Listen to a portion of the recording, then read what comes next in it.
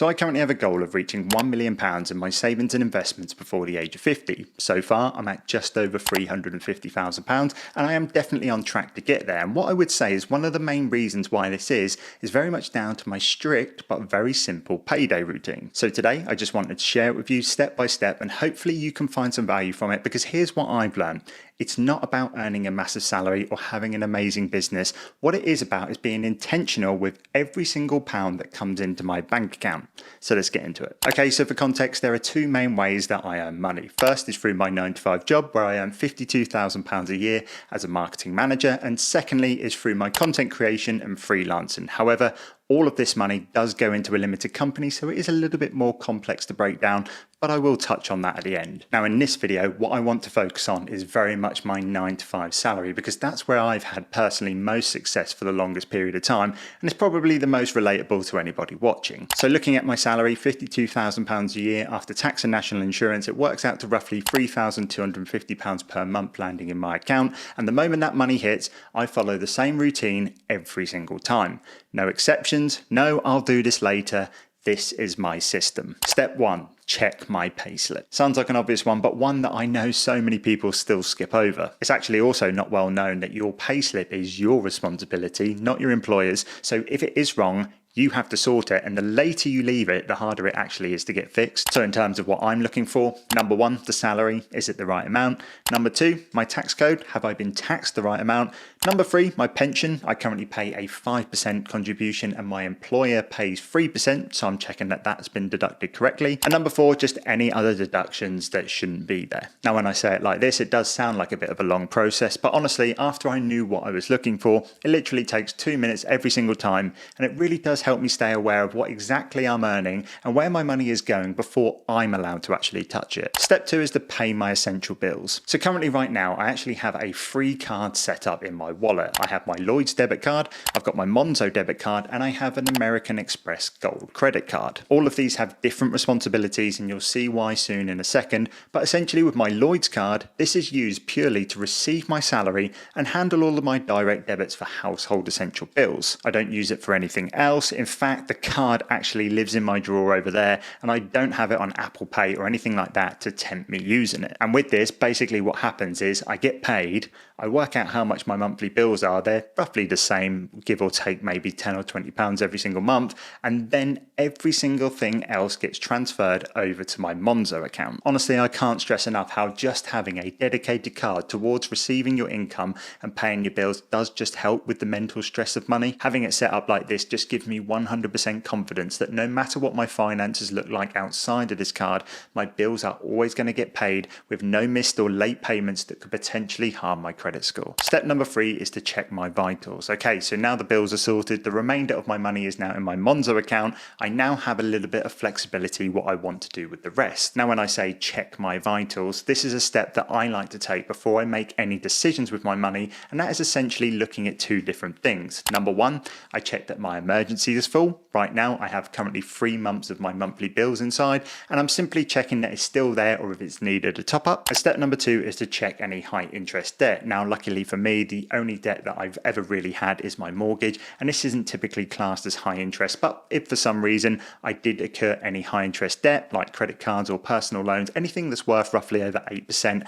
I would prioritize sorting this out before I did anything else with my money. I look at this step as almost like a checkpoint in my routine rather than an actual step. Most of the time it's just a 20-second job and I can move on to the next step, which is invest. So now that my bills and my foundations are covered and checked off, I can now use a percentage of my money to try and grow my wealth. As of right now with my salary and bills, I can make sure that I'm investing a minimum of £750 a month into my stocks and shares ISA. This amount has changed over the years, it's been higher and it has been lower with different priorities coming in, such as buying a house. But one thing that I've always made sure I've done is I've always made sure I've invested at least something. Now in case you're not aware, a stocks and shares ISA is an account that allows you to invest up to £20,000 per year, and any gains that you make within it is going to be completely tax-free. If you are based based in the UK, this account is an absolute no-brainer if you want to invest, because otherwise you will be paying things like capital gains and dividend tax when you don't have to. Now, if you want my recommendations on the best providers available, I'm not going to go into it here, but I do have my favorites linked on my website, which I'll put a link to in the description. Now, I guess the next question that maybe people will be asking is what I invest into, and realistically, it's nothing fancy at all. I keep everything into low-cost index funds, and right now I only have two, and that's one that tracks the S&P 500, which is the largest 500 companies in America, and one that tracks the FTSE 250, which is companies number 101 to 350 on the London Stock Exchange. I did used to dabble into things like individual stocks, but honestly, right now, I just don't have the time and even the knowledge really to focus on this, so I like to just keep it simple. Now, one thing I really want to mention as well is one of the biggest mindset shifts that has actually changed everything for me over the last 8 years, ever since I started this personal finance journey, and that is, don't invest what's left over after spending, spend what's left over after investing. Some people call this paying yourself first, but this has been an absolute game changer for me, which is why I will always do this before I do the next step, which is setting my spending budget. Now, with my salary and my outgoings, this is usually around 20 to 25% of my take-home pay, and the things I pay for with this are mostly my food, any transport, going out, eating out, and if I wanted to buy anything for myself like clothes or computer games. I do often get called out by friends and family for being too tight and not living in the present, but honestly, with this money, I have absolutely no guilt or shame about spending it. This is my money that I do whatever I want with. Now, I mentioned earlier that I have 3 different types of cards that I use. I've got my Lloyds that handles my salary and my household bills. I've got the Monzo account that handles my emergency fund and everything else. And then I've got my American Express credit card. And what I like to do with my spending money is actually, instead of using my Monzo card, which is where the money is, I'll actually use my American Express credit card and then pay off the balance at the end of the month with the Monzo card. Now, why do I do this extra step instead of just spending it directly on my Monzo card? Well, using a credit card, you get benefits like building a credit score, you get some protection as well from scams and faulty purchases, and the best thing, which I like the most, is earning reward points. Right now, I currently have around 43,000 points on my card. I'm actually due a 45,000 point bonus in around 2 months,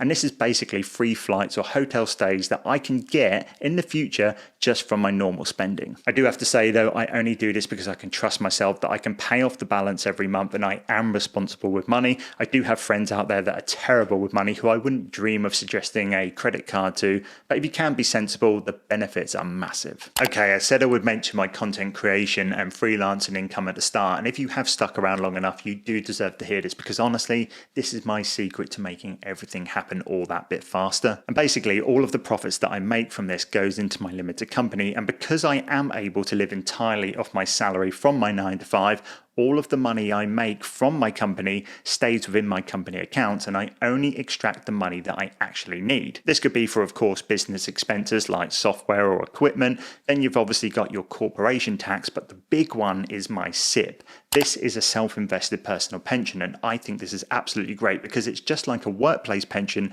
but I get tax relief on my corporation tax if I commit any money into it. And because I did mention that I don't really require any money right now to live, I'm investing very heavily into this with the mindset that I can initially use my ISA money when I turn 50, but when I turn the age I can access my SIP, it should have also grown to a nice amount as well. I do have a full video about SIPs and everything you need to know about them that I will put in the description down below, but that's essentially my payday routine in full. It takes maybe around 30 minutes and then I don't think about it again until the next month. I will say though that whilst 30 minutes might be a bit of a bore to do every single month, I personally think it's the difference between hoping you'll be wealthy one day and actually having a plan on building wealth systematically. I hope you found some value from this video. Don't forget to sign up to my weekly newsletter about money, and I'll see you in the next one.